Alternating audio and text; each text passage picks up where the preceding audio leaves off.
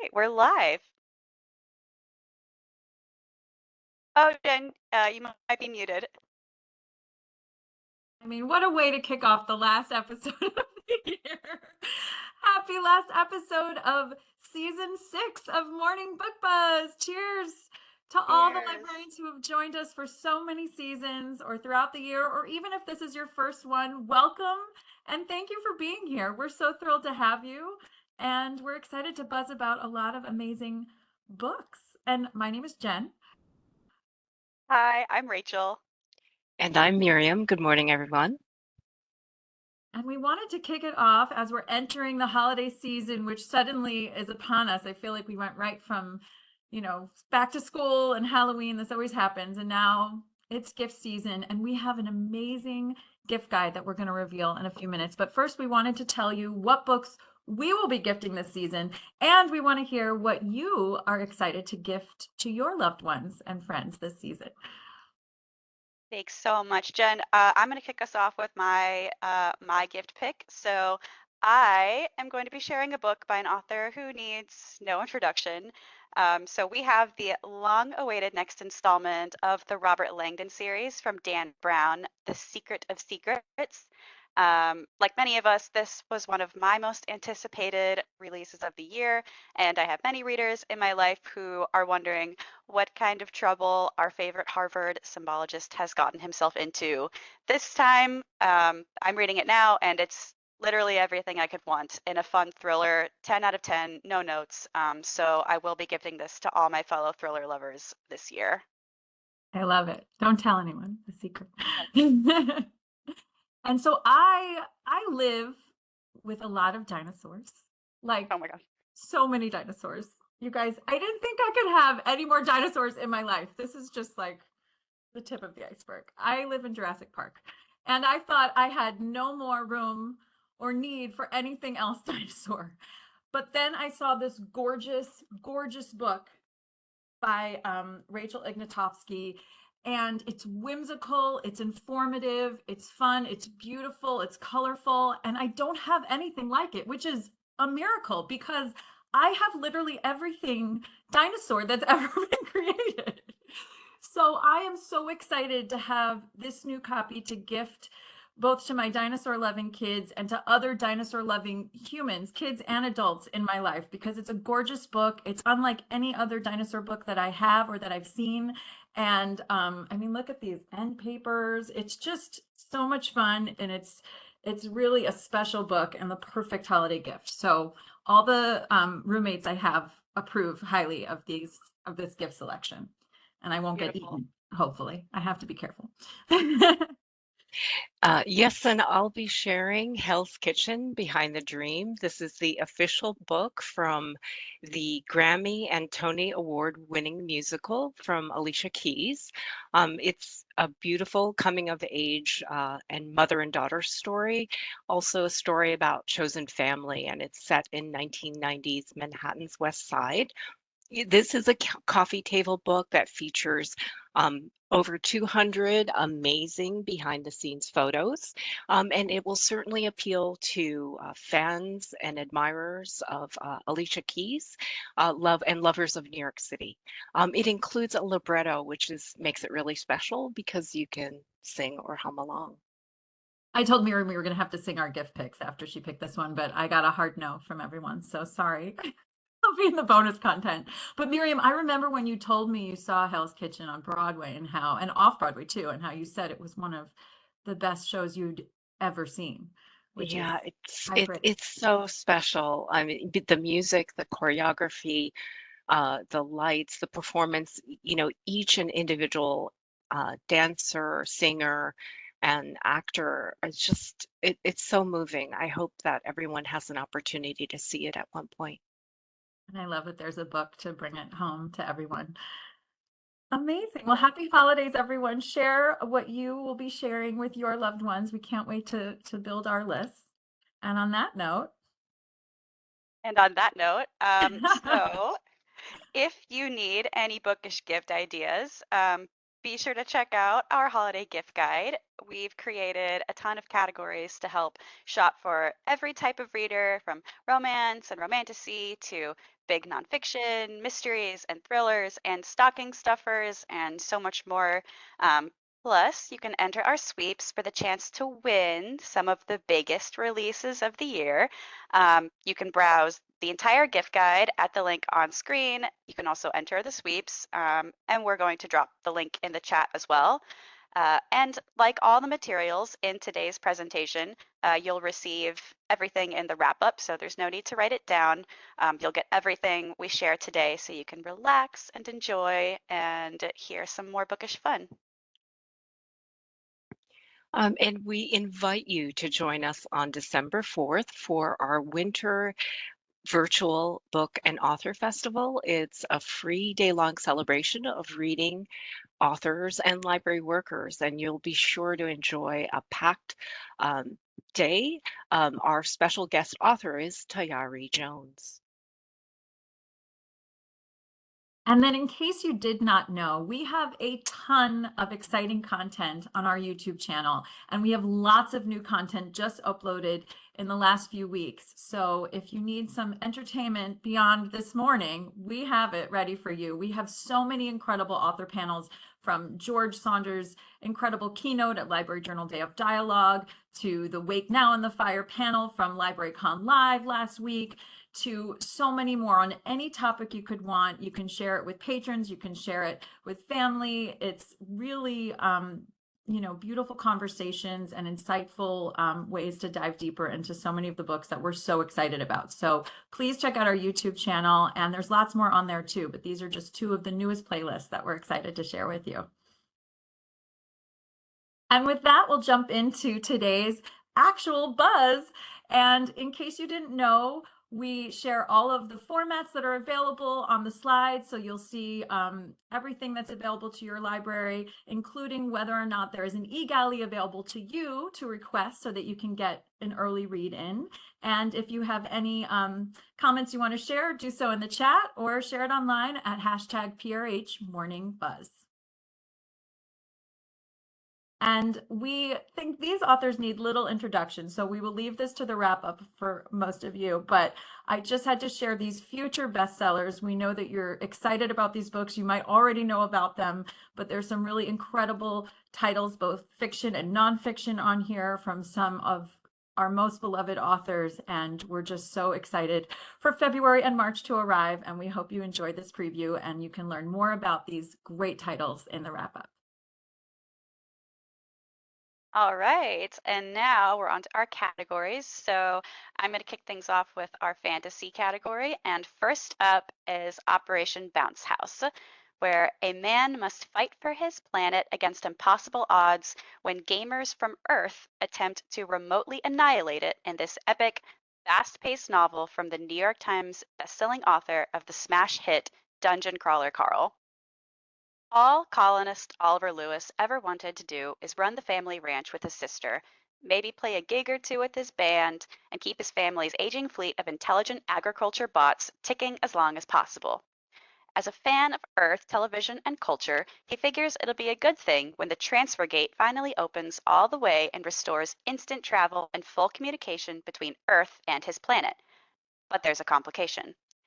Even though the settlers were promised they'd be left in peace, Earth's government now has other plans.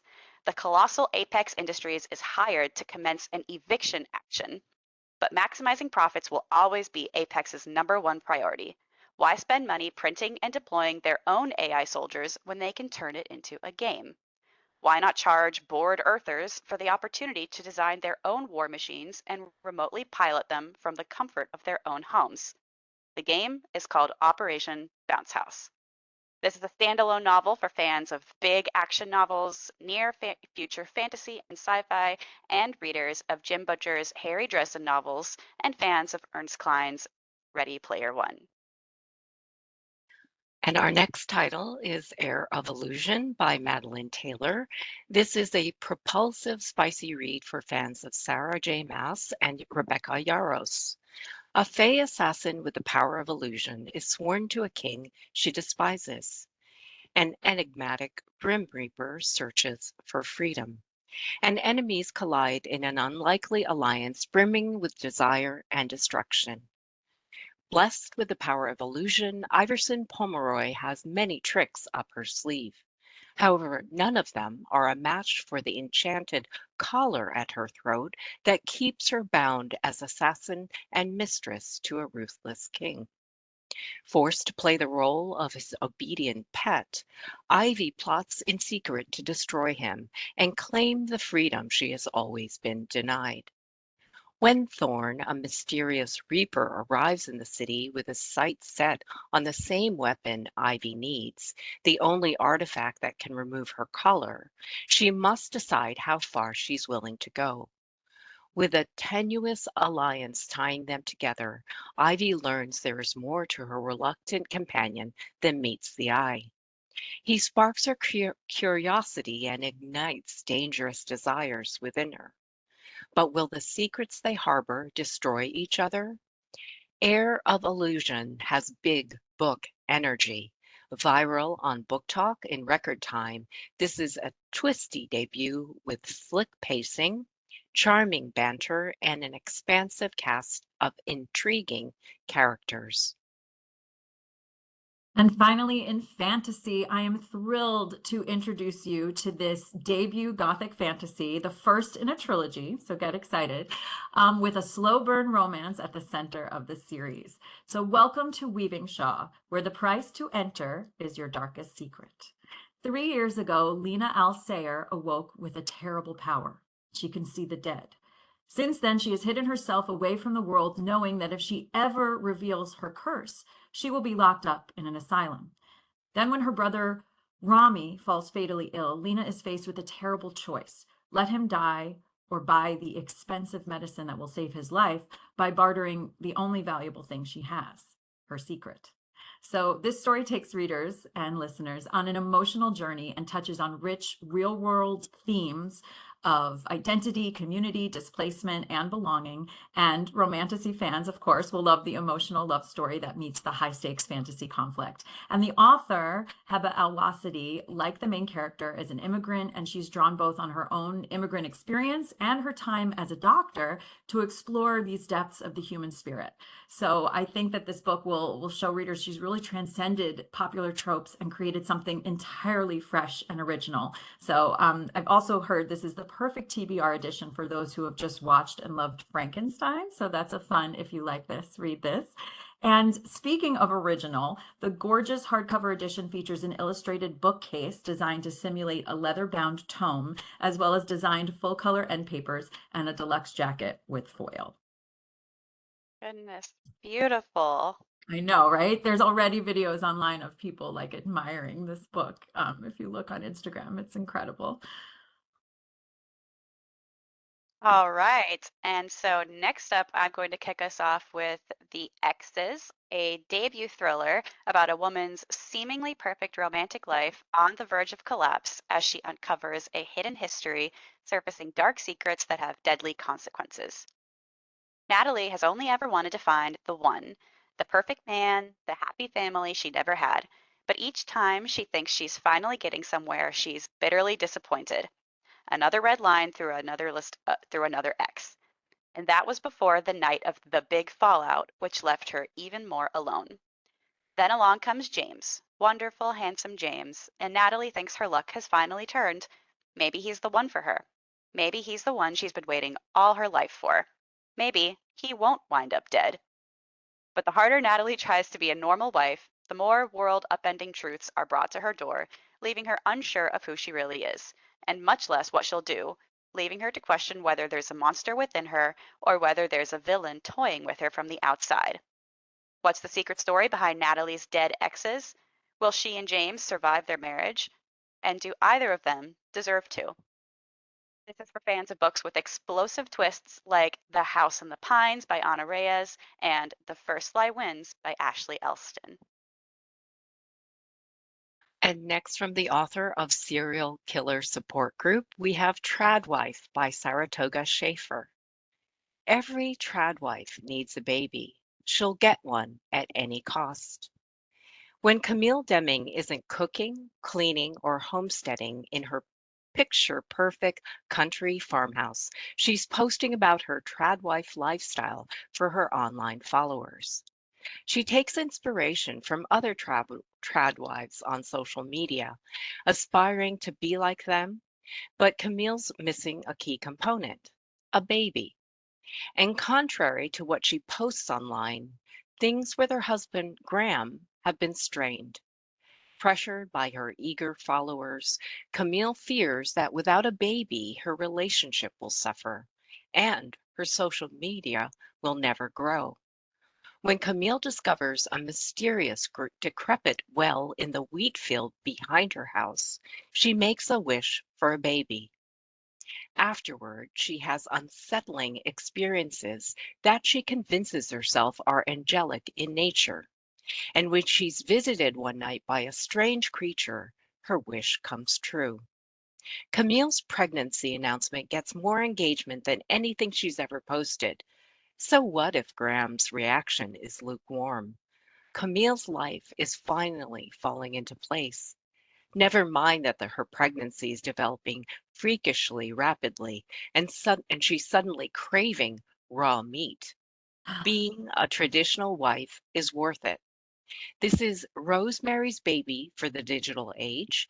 Trad Wife joins the tradition of Tender is the Flesh and Manhunt with a horror take on feminist issues like toxic beauty standards and unequal household work balances. We warned you, look out for these ladies. Oh my goodness. And next up, we have The Secret Lives of Murderers' Wives, which is surprisingly perhaps an extraordinary message of sisterhood and survival, in addition to a really fun serial killer themed thriller.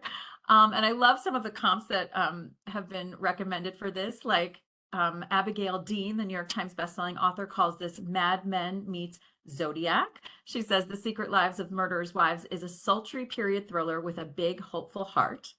And Ellery Lloyd calls this Lessons in Chemistry with Californian Serial Killers. And it's wickedly clever. So if you like any of those things, then I think you'll love meeting this remarkable trio whose lives have been cracked wide open by their husband's crimes, and they unite to catch a serial killer in this dazzlingly, that is a hard word to say, captivating novel. So Beverly, Elsie, and Margot are not your average housewives. They're all wives of convicted killers. And during the sun-drenched summer of 1966, the three women form an unlikely friendship after the discoveries of their husbands' brutal crimes. And they know people look at them and think only one thing: how could they not have known what their husbands were doing? How much are they to blame? And yet, when a string of local killings hits the news, the three women, who have been underestimated, overlooked, and shrewd, decide to get to work. After all, who better to catch a killer than those who have shared their lives and homes with one? So this is a riveting portrayal of shattered trust, a story of gripping suspense, and it's a testament to the intricacies of women's lives and how the deep bonds of female friendship can empower, uplift, and lead us to endure. So I think I've said enough to let you know that this is perfect for book clubs. I think readers will have so much to dissect and talk about what it means to be a heroine, what it means to be a wife, what it means to refuse to hide or to give in to the ways that society tries to silence women, and how you can be an empowering force in your own life. And it also showcases the early origins of modern day criminal profiling. So I think there's a lot of fun to be had here, and a lot of really incredible topics about feminism, and great discussions to be had. And now we have Sisters in Yellow. This is a bold new work in translation from the acclaimed author of the international bestseller Breasts and Eggs. 15-year-old Hannah has nothing. She lives in a tiny apartment in a Tokyo suburb with her young mother, a hostess at a local dive bar. They have no money and no security. Then Kamiko appears. Kamiko is older, a bright light in Hannah's dark world. And together they set up Lemon, a bar that, despite its shabby setting and seedy clientele, becomes a haven for Hannah. Suddenly, Hannah has a job she loves, friends to share her days with, and the glittering promise of money. She feels like a normal girl. She feels invincible.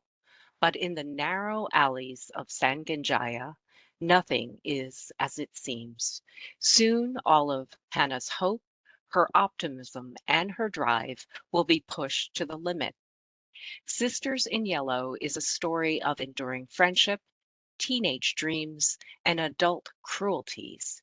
The author, Mieko Kawakami, burst onto the world literary scene in 2020 and rapidly developed a cult following, publishing three moodily brilliant books that were nominated for the National Book Critics Circle Award, the International Booker Prize, and the National Book Award, earning her comparisons to Haruki Murakami, who declared her his favorite young Japanese writer. And then sticking with our thriller theme, but a bit of a change of pace. This is for Grisham fans by the highly regarded attorney recognized for his civil rights work, Ben Crump, who you might have seen. He recently appeared on the Day of Dialogue panel called Best Served Cold. And you can find that on our YouTube channel, as I mentioned.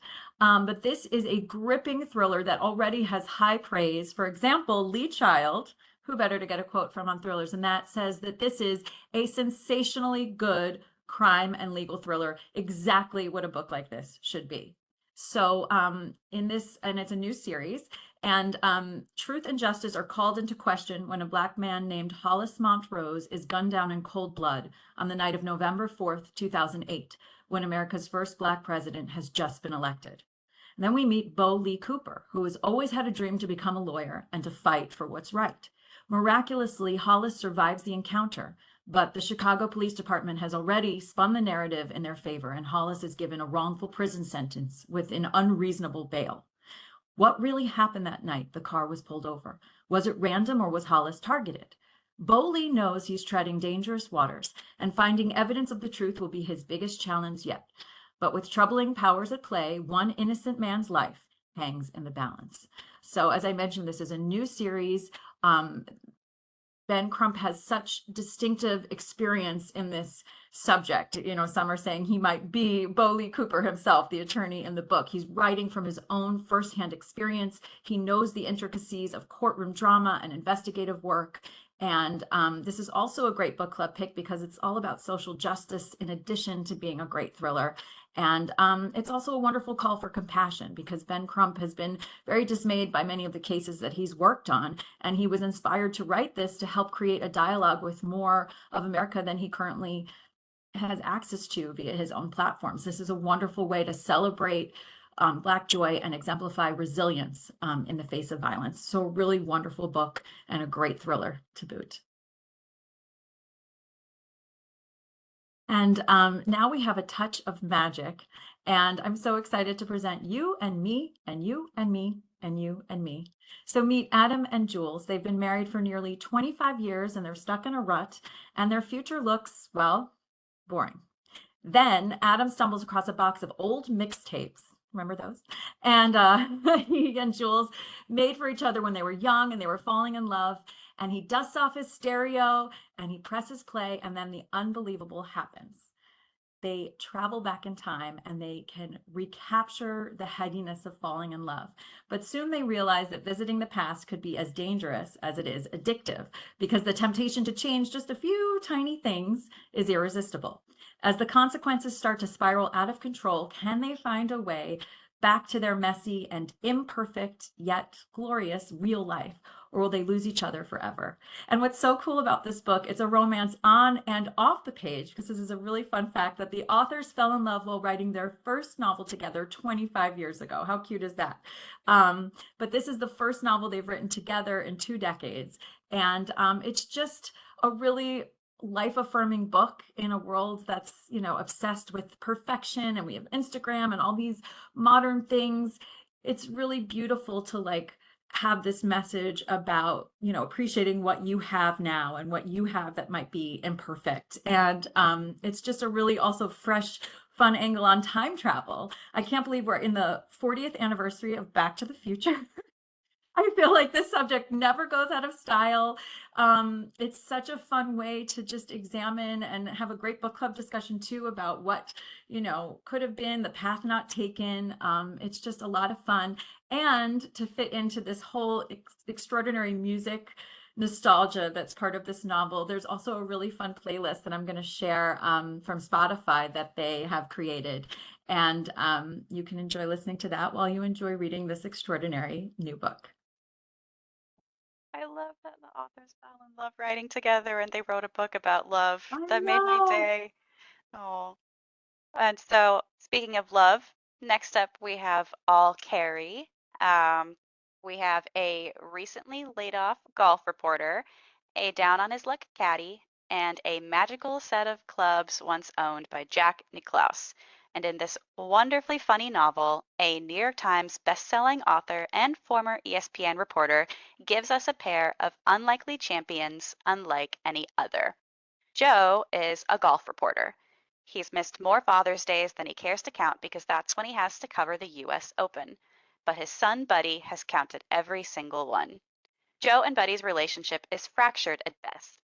Then one day at a garage sale, Buddy finds a woefully obsolete set of golf clubs that supposedly belonged to Jack Nicklaus and decides to give them to his father as an olive branch. When Joe takes the clubs out on a whim, he discovers something unbelievable.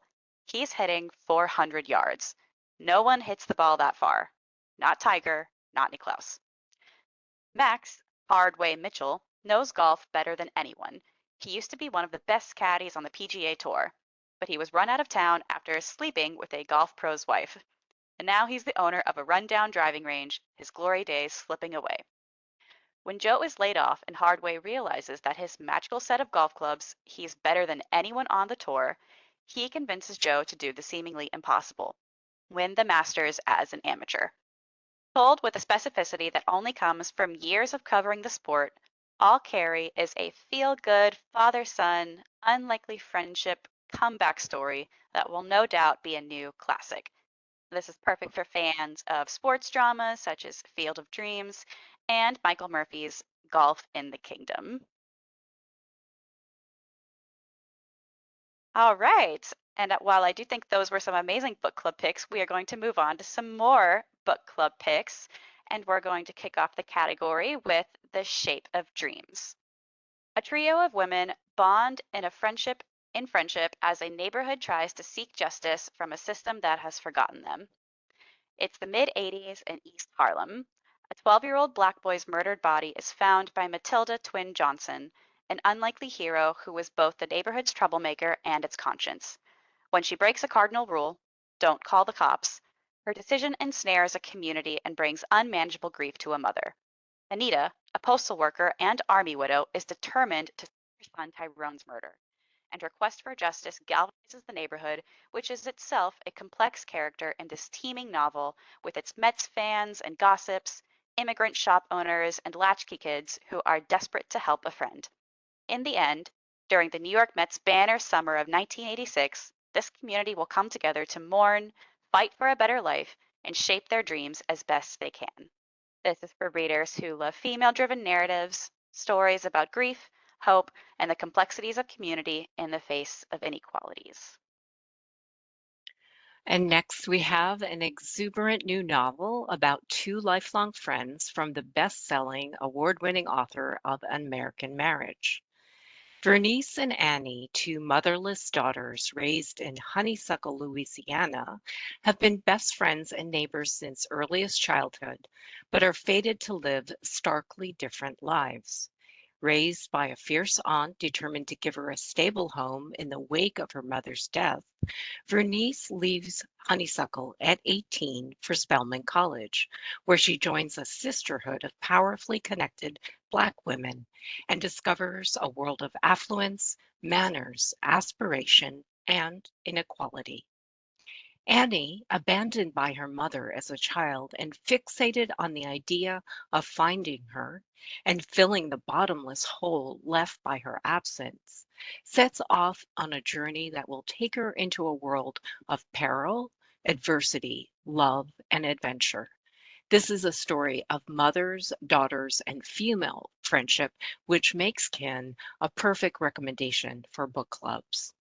And Patchett writes, Kin is the kind of all-encompassing reading experience I'm always hoping to find.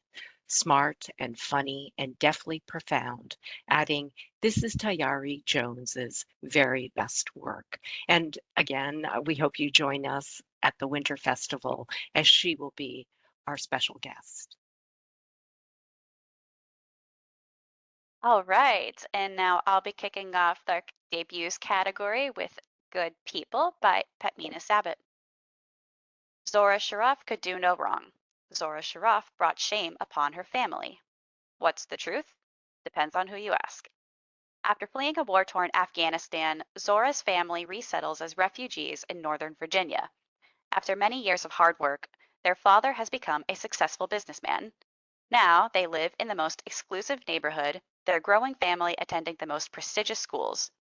Zora, the eldest daughter, is the apple of her father's eye. And when an unthinkable tragedy strikes, everyone is left reeling and the family is thrust into the court of public opinion.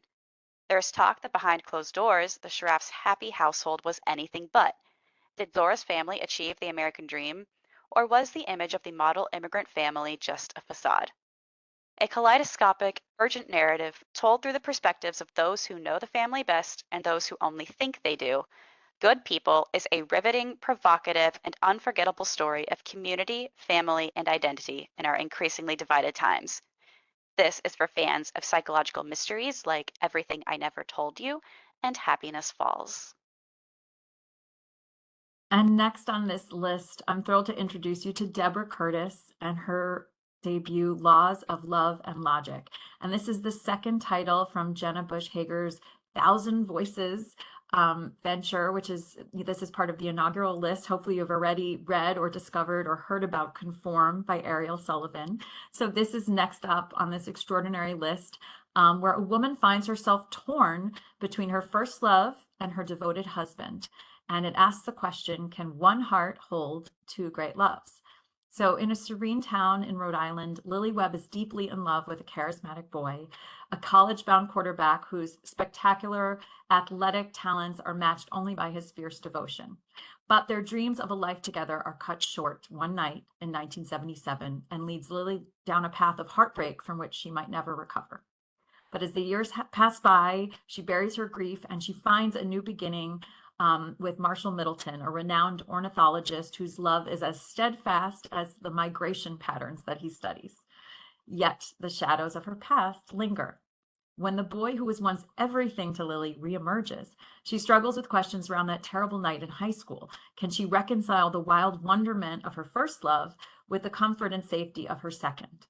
Laws of Love and Logic explores love's enduring power and the human spirit's capacity for forgiveness and redemption. So again, I think made for book clubs, talking about this dilemma that represents life's very real choices that we struggle with, passion versus pragmatism, or keeping harmful secrets versus telling the truth, or protecting your past or indulging in the future. There's so much to talk about. This already has beautiful reviews, including one from Shelby Van Pelt, who says that at once sweeping and intimate, Laws of Love and Logic is a gorgeous meditation on roads not taken. Deborah Curtis is not afraid to explore big questions about love and loss, but always with tenderness. So I think this is perfect for readers and listeners who love lifetime spanning novels that explore themes of longing and regret, like novels from Ann Patchett or Miranda Cowley Heller's The Paper Palace. And this is going to be read by Cassandra Campbell on audio. So lots to discuss here. I actually just saw a movie called Eternity that this reminds me of a little bit. Have you guys heard about this? Where she also is faced with like two choices of going with her first love or her husband in eternity. And I had so much to talk about with my friend afterwards. And it really is such a, important, interesting question. And I think that this book is going to really get a lot of people talking. And our next title is Underwater. This is an evocative novel about the devastating power of friendship set against the backdrop of two cataclysmic events. After Marissa loses her mother at 6, the most intimate relationship of her life begins. Her marine biologist father, determined to channel his grief into completing his wife's research, whisks her across the globe to Thailand. There, Marissa meets Ariel, and a fairy tale friendship takes hold.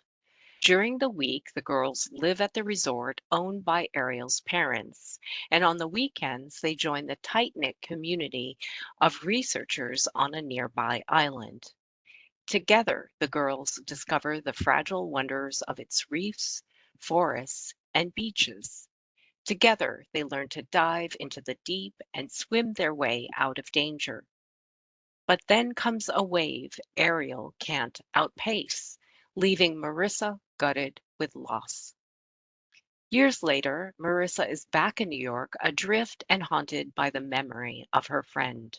And over the course of 2 fateful days, as another cataclysm approaches the city and the past comes flooding back, she discovers how to sustain herself in a precarious world. Claire Massoud praises author Tara Menon for beautifully evoking the intensity of a young woman's lost friendship and the extraordinary natural world, adding, Underwater, in equal measure compelling and heart wrenching, is a remarkable debut. All right. And next up, we have Upward Bound. This is a wondrous, deeply affecting portrait of the interlocking lives at an adult daycare center in Southern California, depicting an often overlooked community with extraordinary wit and grace by a major new literary voice hailed as a groundbreaking debut novelist from Publishers Weekly. Upward Bound is not a place anyone dreams of spending their days. The dreary adult daycare center for Los Angeles' disabled community is, for many of its clients and staff, a place of last resort. This includes Carlos, a young aide who lost his mother as a boy and now works there alongside his beloved sister Mariana; George, the gentle, non-speaking giant whom Carlos seeks to befriend and prevent from escaping; Tom, a beautiful young man with cerebral palsy who pines for Anne, the summer lifeguard at the center's pool, who feels out of her depth; and then there's Dave, Upward Bound's director, who came to LA to pursue an acting career, but now channels his passion into staging an overly ambitious holiday show starring the center's irrepressible clients. Framing these intertwined narratives and connecting them in surprising, shattering ways is the riveting and sometimes ironic testimony of Walter, a recent community college graduate who, after a family tragedy, must return to the company of his disabled peers. In Upward Bound, Woody Brown has created an indelible, authentic, and profoundly moving group portrait of autism and other disabilities, all illuminated by his empathy, sly sense of humor, and enormous gifts as a novelist. This is for readers of literary fiction exploring interlocking narratives of a community like They're There by Tommy Orange and Disappearing Earth by Julia Phillips. And now we turn our attention to 2 moving memoirs, and our first title is The Family Snitch. A Wall Street Journal reporter confronts the most difficult source she's ever encountered, her own father. Francesca Fontana's parents represented opposing worldviews. Her mother always slid her way out of questions about the past, saying only, "My life started when you were born." Her dad, an absent bodybuilder, loved telling stories about his seemingly larger than life past. He said he would tell her anything she wanted to know, but more often than not, it was a total lie. When Francesca was 9, he went to prison, and her mother, the grounding center of Francesca's world, moved her half a continent away. The first in her family to attend college, um, this story started out as a youthful experiment in journalistic investigation as Francesca began to uncover her father's secret criminal past. But in an increasingly dogged pursuit of the truth at any cost, was she just selling everybody out? The Family Snitch is a page-turning memoir that is a perfect pick for book groups as it will inspire deep dive conversations into a wide range of topics from families, memory, trauma, truth, and deception. And our next title is In the Days of My Youth, I Was Told What It Means to Be a Man. From two-time National Magazine Award winner Tom Junot, this is a searching, brilliantly stylized memoir about a charismatic, philandering father who tried to mold his son in his image. Big Lou Junot dominated every room he entered. He worshipped the sun and the sea, his own bronzed body, Frank Sinatra, and beautiful women. He was a successful traveling handbag salesman who carried himself like a celebrity. He'd return from the road with stories of going to nightclubs frequented by movie stars like Ava Gardner and Liz Taylor. He had countless affairs and didn't do much to hide them. Lou could be cruel to Fran, his wife of 59 years, but he loved his youngest son. Tom was a skin and bones nervous boy devoted to his mother, but Lou sought to turn him into a version of himself. He showered him with advice about how to dress, how to be an alpha male, and especially how to attract and bed women. Tom wrestled with Lou's imposing presence all his life. When one of Lou's mistresses stood up at his funeral and announced, "Can we all just agree that this was a man?" Tom set off to learn the facts of his father's life and why he was the way he was. The stunning secrets he uncovered about his father's lovers, and deceptions going back generations staggered Tom, but in the process allowed him, at last, to become his own man. In the Days of My Youth, I Was Told What It Means to Be a Man is an intensely emotional detective story powered by a series of cascading revelations. And now I'm excited to present a beautiful historical fiction title that also would have been at home on the standout debut slide, because this is also the author's first novel. And this is a sweeping novel of siblings steeped in love. It's about loss, it's about sacrifice, and it's the story of twins who meet shockingly different fates, but whose bond will last forever. So twins Tessa and Theo are roots of the same tree, in tune with one another's every thought and desire, and as World War II takes hold across Europe, both are eager to do their part. Theo is recruited and disappears into the skies, while Tessa jumps at the chance to join a special operations executive, and she's devoted to spying and sabotaging behind enemy lines. It's dangerous, highly classified work, but Tessa, despite all she shares with Theo, is no stranger to secret keeping. 2 years later, Theo comes home, and Tessa does not. So Theo is wounded, broken by the loss of his fellows and his sister, and he's angry and he's driven, and he's a clandestinely,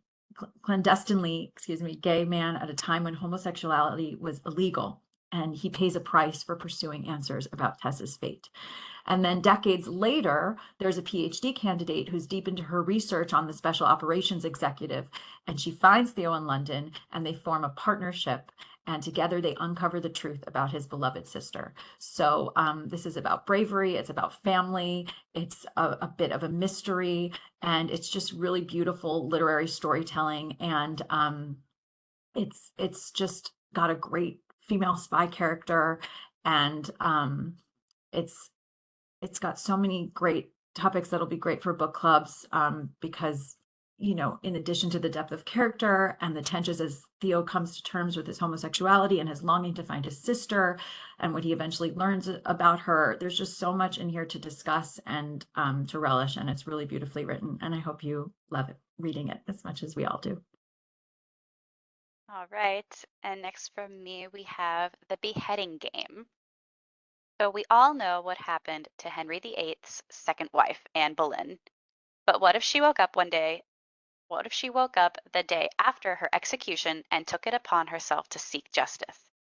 The beheading game begins in the hours after Anne Boleyn's beheading, when she wakes to find herself unceremoniously laid to rest in a makeshift coffin, her head wrapped in linen at her knees.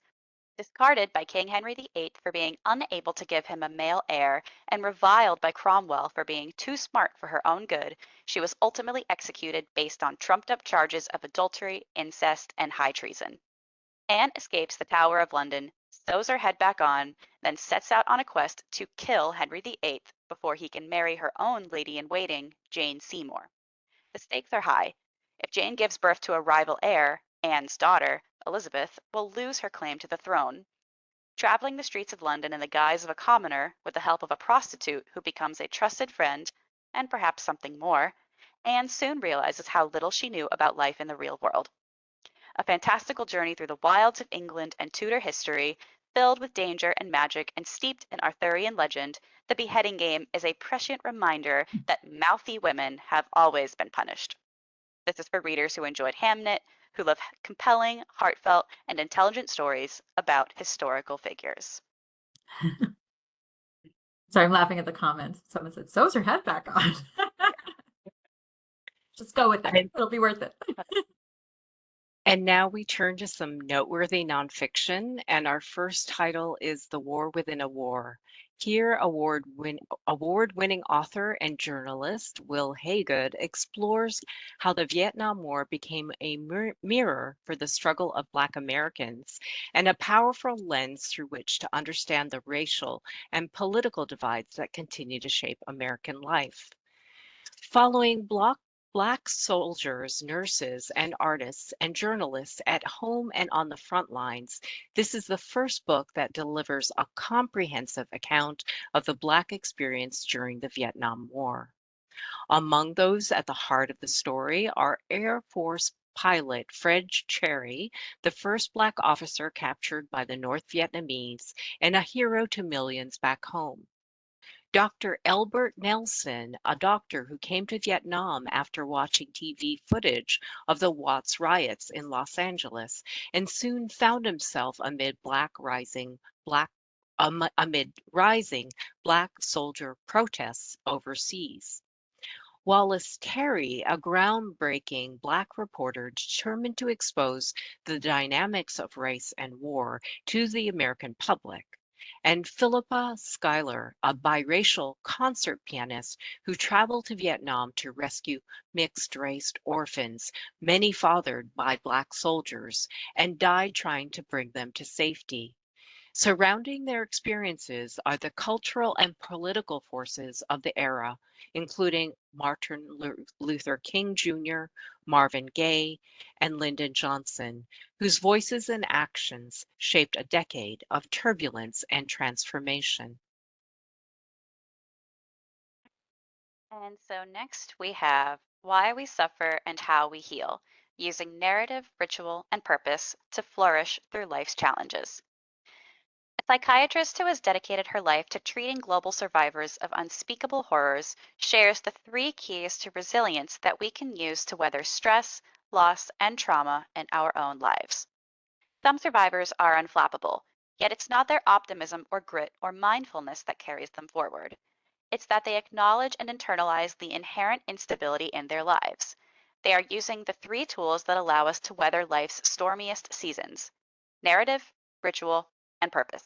In her debut book, Harvard and Stanford trained child and adult psychiatrist Susan Song draws from her clinical practice, patient stories, research, and public health work to help readers release their unrealistic longing for stability and open them up to a new, healthier mindset. Profoundly insightful and beautifully written, Why We Suffer and How We Heal offers a groundbreaking new path to deep healing and finally feeling alive again. This is for readers of books about trauma like The Myth of Normal and The Body Keeps the Score. And our next title is Take It Personal. And this, in his leadership manifesto, hospitality icon David Grutman shares the importance of building relationships to drive success. From a humble start as a 21-year-old bartender at a restaurant in the Aventura Mall, just north of Miami, to today partnering with the owner of the same restaurant almost 2 decades later on a globally recognized nightlife nightlife brand. Grut- Grutman is credited with single-handedly transforming the global nightlife and hospitality scene with collective business properties across Miami, Dallas, and Las Vegas, including a Japanese-inspired steakhouse in partnership with Bad Bunny. Groot Hospitality is a household name, and David prides himself on not only creating incredible venues, but once in a lifetime experiences that people are willing to travel from all over the world to enjoy. Entertaining and practical in equal measure, Take It Personal is the perfect roadmap for entrepreneurs. It includes all of a variety of tips and strategies that Grutman has learned through never before heard stories and behind the scenes with celebrities to become successful, both professionally and personally. And finally, in nonfiction, When the Forest Breathes. And don't you want to just like breathe in that cover? I just love looking at it so much. It just immediately makes me feel more relaxed. And I think it's just such a beautiful image that draws you right into what this book is truly about, which is renewal and resilience in the natural world. And with her best-selling book, Finding the Mother Tree, forest ecologist Suzanne Simard introduced the world to the profound intelligence and interconnectedness of trees. And now with When the Forest Breathes, she uncovers the ways that nature's deep-rooted cycles of renewal can ensure the longevity of threatened ecosystems. And the forest, she reveals, is a symphony of finely honed cycles of regeneration. And if we can honor the tools that trees have honed for sharing intergenerational wisdom, she argues, we can protect these sacred places for many years to come. And what's also beautiful about this book, Beyond the Trees, is she's considering how older living things facilitate conditions for new growth to flourish. She's also examining the parallel rhythms of loss and regeneration in her own life as she watches, her two daughters grow, and she's savoring her final days with her ailing mom. So it's really a beautiful book that encompasses the entire natural world and teaches us about adaptability and resilience and community. And, she's just a really beloved author, especially after her huge hit Finding the Mother Tree, and a trailblazing scientist who's really pioneered this concept of sophisticated communication between trees. So it's just so fascinating. And we hope you enjoy diving into that beautiful forest and to examining our natural world.